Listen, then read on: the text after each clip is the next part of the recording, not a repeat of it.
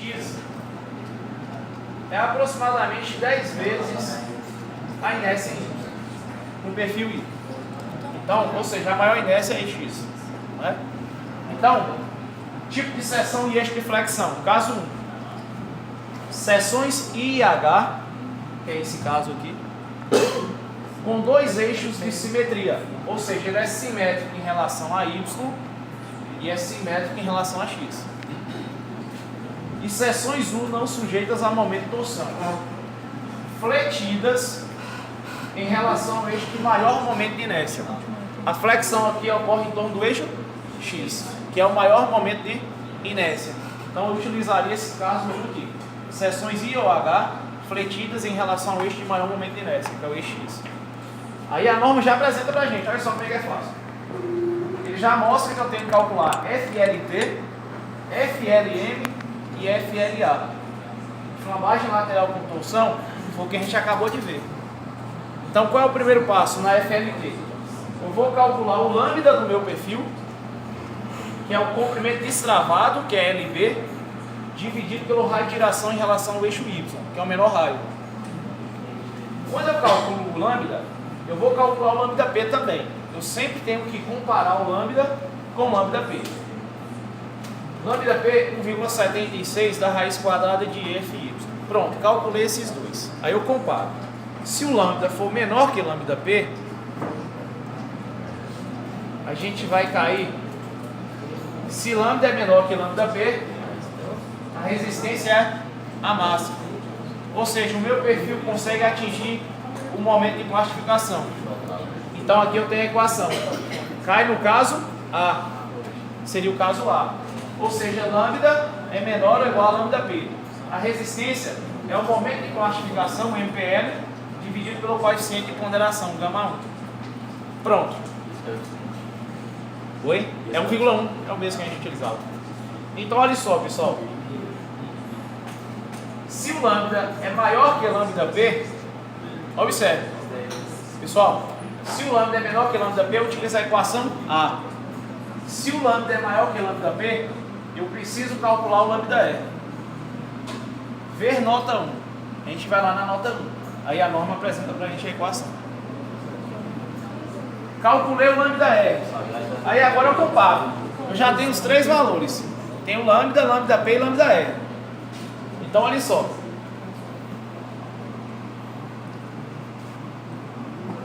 Se o lambda deu maior que lambda P, então ele é menor que lambda E ou ele é maior que lambda E. Se for maior que lambda P e menor que lambda E, eu estou na região B. Eu utilizo a equação B. Se o lambda for maior que lambda R, eu estou na região C. Vou utilizar a equação C. Pronto, não tem dificuldade nenhuma. Mais fácil que morder água, né? Então tem essas três equações. Ok? Aí olha só, pessoal. Observe que na segunda equação a gente tem um coeficiente CB. Essa equação ela foi montada levando em consideração o diagrama de momento fletor uniforme. Ou seja, quando eu tenho esse caso de viga biapoiada com carregamento uniformemente distribuído, o nosso diagrama de momento fletor ele vai ser uma parábola, correto? Para essa equação foi levado em consideração o diagrama de momento fletor dessa forma aqui, ou seja, constante.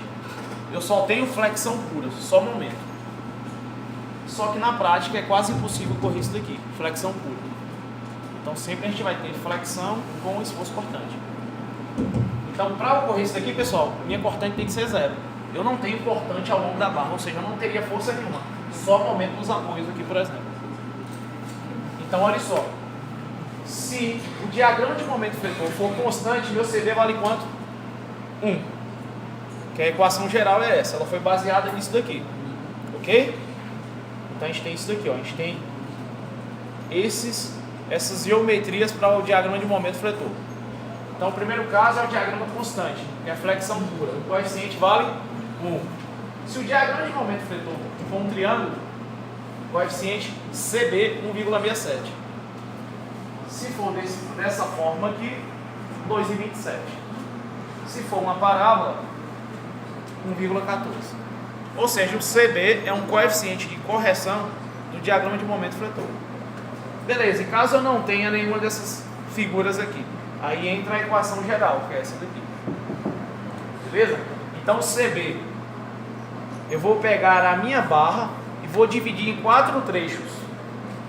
O comprimento total da peça aqui é da LB, na verdade, aqui, né? O comprimento total. Então, eu vou dividir em 4 partes, considerando o comprimento total L. Então, aqui eu tenho L sobre 4, L sobre 4, L sobre 4 e L sobre 4. Dividi meu comprimento total em 4 partes. Aí a equação geral diz o seguinte, que o CB é igual a 12,5 do momento máximo do meu diagrama. Nesse caso, o momento máximo estaria aqui, ó. Ok? Dividido por 2,5 do momento máximo, mais 3 vezes MA. MA, pessoal, é o momento a 1/4 de distância do primeiro apoio. Mais 4 vezes MB. MB é o momento exatamente no meio da peça. Mais 3 vezes MC. MC é o momento a 3/4 de distância do primeiro apoio. Ok? Eu estou ficando em seu frente. Beleza. Multiplicado pelo coeficiente RM. O RM, seções com flexão no eixo de não simetria, ou seja, se a flexão ocorrer no eixo de não simetria, eu utilizo essa equação para calcular o RM, que é o parâmetro de monossimetria da seção transversal. E para todos os demais casos, RM é igual a 1. Ou seja, o perfil U, pessoal, é uma seção monossimétrica. Aqui eu tenho o eixo X e aqui o eixo Y. Se a gente aplica a carga aqui, a flexão ocorre em torno de qual eixo? Em torno do eixo X. Agora, se eu tenho o perfil U, com essa disposição aqui, por exemplo, vou aplicar a força aqui. A flexão é em torno do eixo Y, que é o eixo de não simetria. Então, seções com flexão no eixo de não simetria, RM é calculado por essa equação.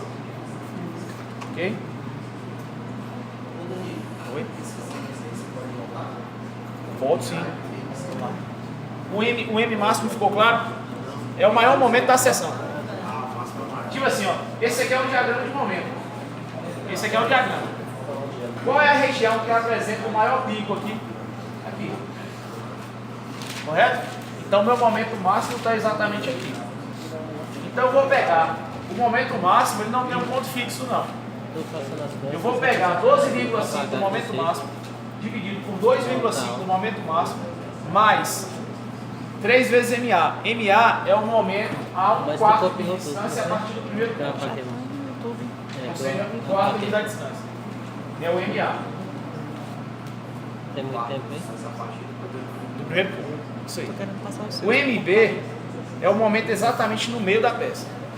Se eu tenho uma peça com 8 metros, meu MB está em 4. E o meu MA está em 2 metros. E o meu MC está a 3/4. Ou seja, em 6 metros. Entendeu? Então aqui, pessoal, a flambagem local agora, que é a FLM, flambagem local de mesa, e FLA, que é flambagem local de aula. Então a resistência de vigas metálicas à flexão pode ser reduzida por efeito de flambagem local das chapas que constituem o perfil. Então segue aquele mesmo conceito que a gente verificava em compressão. A gente verificava a global, que nesse caso é a FLT, flambagem lateral com torção, e verificava a local, que era o QA e o QS. Aqui a gente verifica a flambagem local também, de mesa e aula. Aqui tem alguns diagramas, eu não vou ficar ali nessa parte aqui, depois vocês dão uma olhada, a seção compacta, semicompacta e esbelta. Aqui, ó, pessoal, para a flambagem local de mesa, a gente tem o mesmo diagrama para verificação do lambda P e lambda R. Ou seja,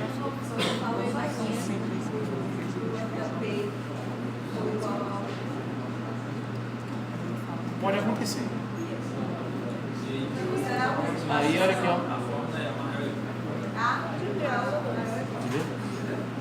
o lambda menor é igual ao lambda P. Entendeu? Então olha só, pessoal, segue o mesmo critério de verificação aqui agora. Flambagem local de mesa. Eu também tenho um diagrama com relação à esbeltez e à resistência da peça. Então a gente tem exemplos aqui, ó, de fenômenos de flambagem local de mesa. Então eu tenho uma viga ensaiada, apoiada, foi aplicado o carregamento e houve o quê? A flambagem local da mesa do perfil. Que foi basicamente isso daqui. Temos outro ensaio aqui também, olha, a viga está apoiada aqui, vou aplicar uma força aqui, que houve flambagem local da mesa do perfil. Então observe, pessoal, que o momento aqui, ele é o que? Um momento positivo.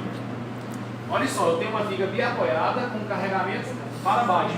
Isso vai gerar uma flexão, um momento fletor positivo. Então é tração na parte inferior. Olha, ó, observe que a gente não tem nenhuma deformação aqui. E compressão na parte superior.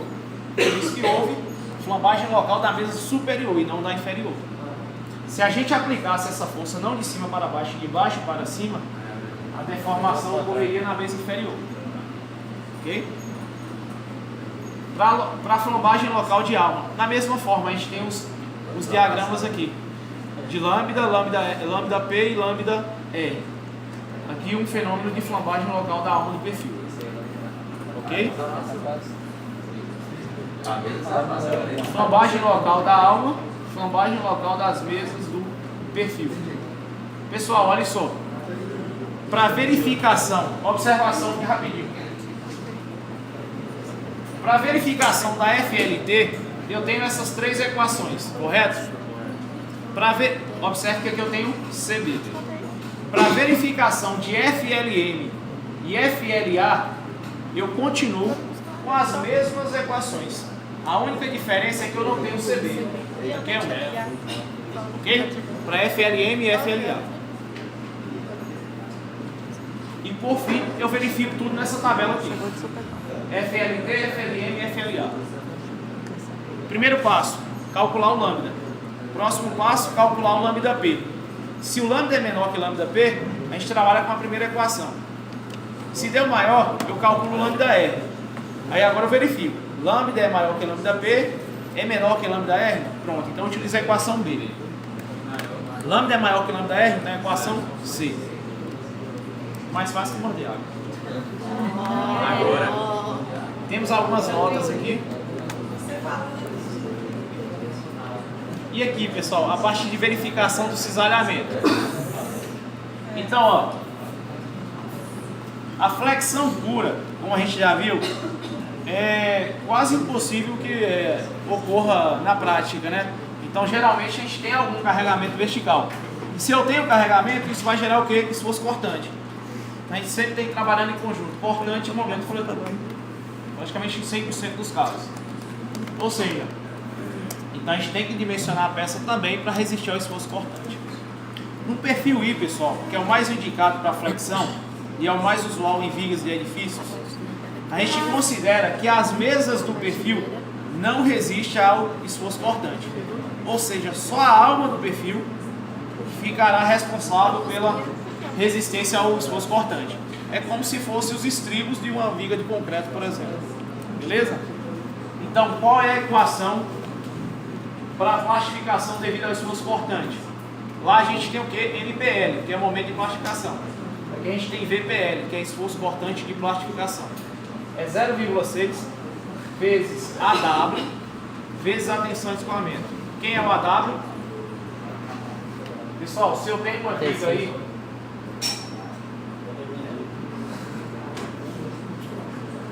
o AW é a área da alma, só que eu considero a altura total da peça.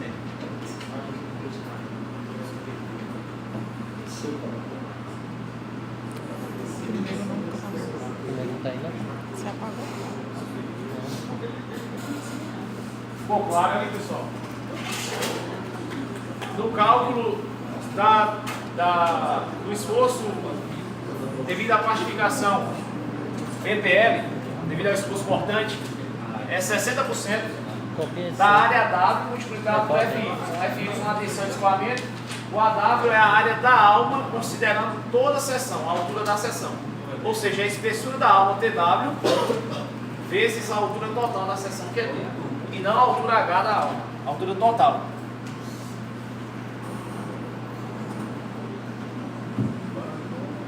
Aqui tem basicamente o que eu já falei para vocês. E da mesma forma que a gente tem os diagramas para momento fletor, a gente tem um diagrama aqui também para esforço cortante, que leva em consideração a esbeltez da peça com a esbeltez correspondente à classificação da seção, por exemplo, o lambda P e o lambda R. Então, olha só, vou calcular o lambda, calculo o lambda P. Se o lambda for menor que o lambda P, primeira equação. Deu maior, calculo o lambda R. Se estiver no intervalo, equação 2. Se for maior, equação 3.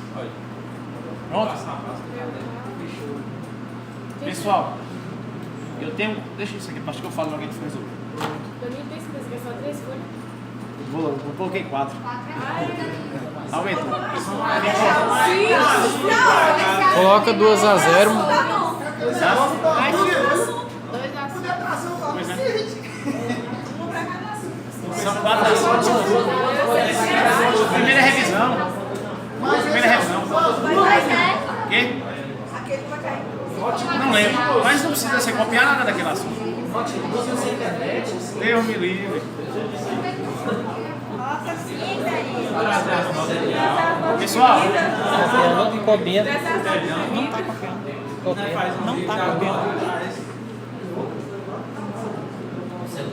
ficou alguma dúvida no material?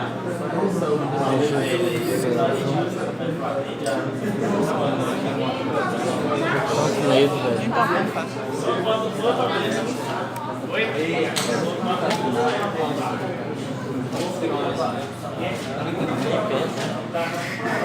Conseguiu não? Dá pra gravar, tá bom. Pessoal, rapidinho, vamos lá. Trocar de celular? Eu vou apagar aqui rapidinho só pra gente ver essa parte do enunciado aqui, depois eu ligo novamente. Você gravar mesmo? Então, olha só, a questão 1 O metro seu tá passando. está pedindo para verificar, dimensionar a viga biapoiada, ou seja, eu tenho uma viga apoio-apoio, carregamento mostrado abaixo. Eu tenho todos esses carregamentos aqui sendo aplicados na minha viga. O aço é o aço de 72 graus 50, tensão de escoamento 345, tensão de cultura 450. A laje não trava a viga lateralmente, ou seja, a gente não tem aqueles conectores de cisalhamento para trabalhar com viga mista. Então, a laje está apenas apoiada sobre a viga. Ficou claro, pessoal, essa questão porque a laje não trava a viga lateralmente? Ficou? Então, a gente voltaria nesse caso aqui, ó. Se a laje travasse a viga lateralmente, seria um desses dois casos aqui. Como ela não trava, é como se a minha viga tivesse o comprimento destravado com o comprimento total. Entendeu? A laje apenas está apoiada sobre a viga. Então vamos lá. Vou retirar todos os dados da questão, depois a gente dá início ao dimensionamento.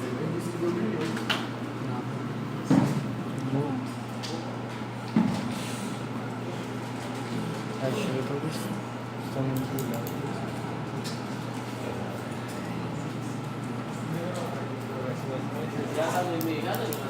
Tá. Tá. Deixei carregando depois. Meu?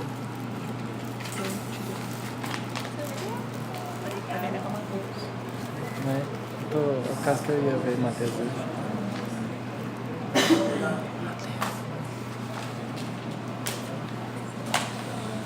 Manuel.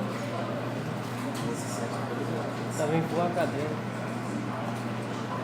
A gravação do tiro.